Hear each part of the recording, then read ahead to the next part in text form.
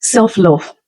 I know many of us concur to this term, but the truth is that when self-love is explained, we usually tell the theoretical part of it.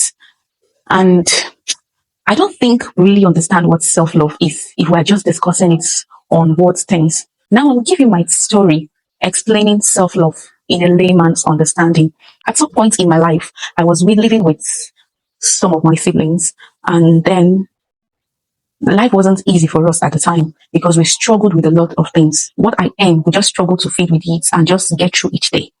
So there was a time I went for a function, and then I was using some kind of cheap deodorant. Then just, will I call it mousse or what? Just this like it's just quite cheap. I think then it's being sold for 250 or 250, 150 thereabouts. I was using that, so I just basically spray it on my clothes. It doesn't last. That's the truth. It doesn't last. So after some time, I didn't even realize that I had a bad smell at the time. I was discomforting to people at the time. Nobody told me at the time that I was not okay. I went for a function, and then the next day, one auntie gave me a deodorant, a roll-on, Nivea, white Nivea then. That was the first time I was using Nivea because I considered it an expensive product at the time. I was elated. I was happy. But the auntie didn't even tell me that this was the reason why she was giving me this Nivea. Probably she didn't know what to tell me. And then after that time, my friend who sent her to give me the Nivea called me and spoke to me about that, about me not smelling nice.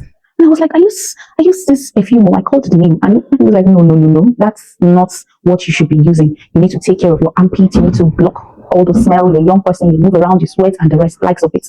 That was when I now got to know that, yeah, I wasn't really smelling nice in public. And it was then that I got to know that I was really discomforting some people in public places. And then I started to buy. So now, at the time when I wasn't using Nivea, from my perspective, it was expensive. Why can I use the money of it for Nivea at the time? Nivea. Money I will use to buy things that we would eat in the house. I will use it to go and buy Nivea. I was telling myself I could not. I could not. But by the time I realized that I was discomforting others with my bad smell from my body, it changed my mind. So it was a circumstance that made me realize that I needed to buy Nivea. And eventually I started buying the Nivea. Did we feed? Yes, we fed. Did I smell better? Of course. I wasn't discomforting to people any longer. This is just the best explanation of self-love.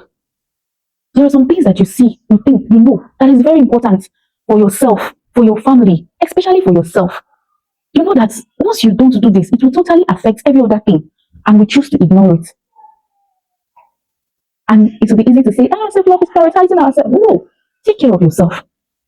Take care of your health. Take care of your mind.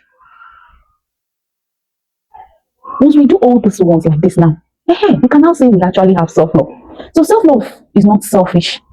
Self-love is understanding that you're also a human being who needs care and attention, and trying to be responsible for yourself as much as you are responsible for others.